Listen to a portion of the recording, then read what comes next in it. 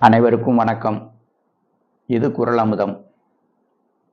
வழியறிதல் அதிகாரம். வழியறிதல்னா வலிமையை தெரிஞ்சுக்கிறது. இப்போ வலிமையை தெரிஞ்சுக்கிறதுனா உடல் வலிமை, பொருள் வலிமை மற்றும் நம்முடைய ஊக்க வலிமை, இதையெல்லாம் தெரிஞ்சுக்கிறது.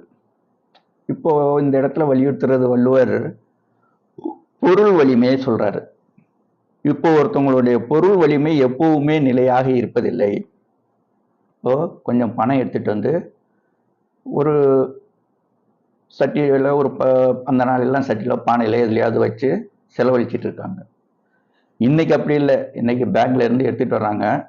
பேங்க் பாஸ்புக் இருக்குது, எவ்வளோ எடுத்தோம், எவ்வளோ மீதி இருக்குது, எல்லா டீட்டெயிலும் இருக்கும். இப்போ ஒரு சட்டியோ ஒரு பானையோ ஒரு பெட்டியோ அதில் வந்துட்டு கொஞ்சம் பணத்தை எடுத்து செலவு பண்ணுறோம். எந்த விதமான அக்கௌண்ட்டும் இல்லை.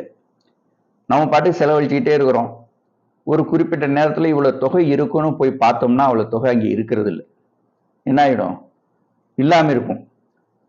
நாம தான் எடுத்து செலவு பண்ணுறோம், நமக்கே தெரியாம அந்த பணம் அங்கே இருக்குன்னு நாம நம்பிக்கிட்டு இருக்கிறோம். ஆனால் பணம் இல்லை. அதனால சொல்லுவாங்க, ஆற்றுல கொட்டினாலும் அளந்து கொட்டு. இதைத்தான் வள்ளுவர் வலியுறுத்துறாரு. வழி அறிதல், வலிமையை தெரிஞ்சுக்கிறது. பொருளாதார வலிமை. இப்போ பொருளாதார வலிமை நேரத்துக்கு நேரம் மாறுபட்டுக்கிட்டே இருக்கும். அப்போ எவ்வளவு இருக்குது அப்படின்னு ஒரு குறிப்பு வச்சுக்கணும். அவர் சொல்றாரு வள்ளுவர், அந்த நாளிலே பாருங்க, அளவறிந்து வாழாதான் வாழ்க்கை.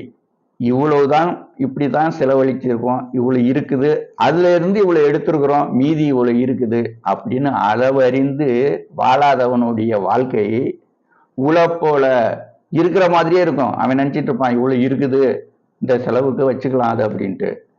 இல்லாகி தோன்றா கெடும். ஆனா அங்க இருக்காது. இல்லாம தோன்றாம கெட்டு போயிடும். அந்த வேலையை இடைஞ்சல் பண்ணிடும், நமக்கு தொல்லையை கொடுக்கும். அளவறிந்து வாழாதான் வாழ்க்கை உழப்போல இல்லாகி தோன்றா கெடும். அளவு அறிந்து நாம செலவு செஞ்சு மீதம் இருக்கிறத கவனிக்காம வாழ்ந்தோம்னா நாம நினைச்சிட்டு இருப்போம் இருக்குதுன்னுட்டு. கடைசியில போய் பார்த்தோம்னா இங்க இல்லாமல் தோன்றாமல் கெடும். நஷ்டமே ஒரு நமக்கு வேதனையை தரும். மீண்டும் ஒரு குறளோடு சந்திப்போம்.